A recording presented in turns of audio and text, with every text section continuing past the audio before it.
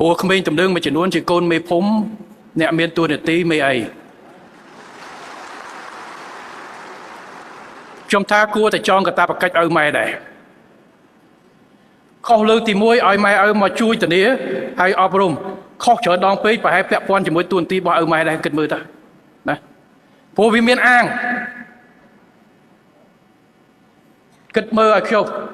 ở thia côn mê phô môi bị đau bay kia là hồn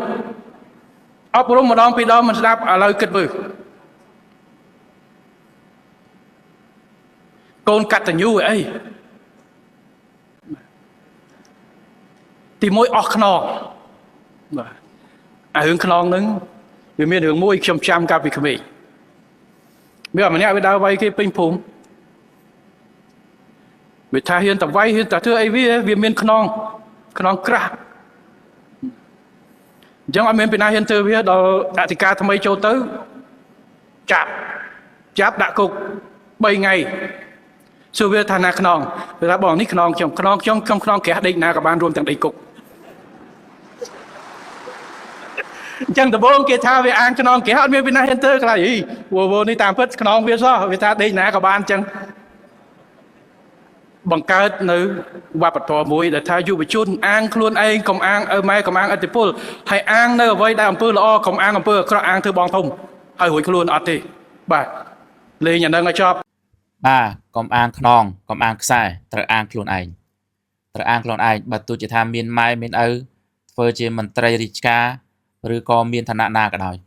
ត្រូវអាងលើខ្លួនឯងណាហើយបើសិនជាអាងលើខ្នងដែលអាងលើឪម៉ែមានអំណាចឬក៏ឋានៈតំណែងក្នុងសម័យនេះទីបំផុតទៅគឺខ្នងនឹងឯងគឺខ្នងខ្លួនឯងនឹងឯងត្រូវដេកដីត្រូវដេកលើការ៉ូត្រូវដេកអីហ្នឹងគឺថាខ្នងនឹងឯងអញ្ចឹងកាលណាបើក្បាលរបស់ខ្លួនល្ងងណាខ្នងហ្នឹងពិបាកវេទនារាងកាយលំបាកវេទនាណាបើសិនជាកូនដែលឆ្លាតកាលណាមានឪម៉ែជាអ្នកធំជាអ្នកដែលមានឋានៈតំណែងអញ្ចឹងគេយកឱកាសហ្នឹងជួយពង្រឹងខ្នងឲ្យឪម៉ែវិញតាមរយៈការធ្វើល្អដើម្បីកសាងឥទ្ធិពលឪម៉ែហើយគេកាន់តែលំទោននឹងមានអរិយាបថល្អជាមួយនឹងមហាជនជាមួយនឹងប្រជាជនណា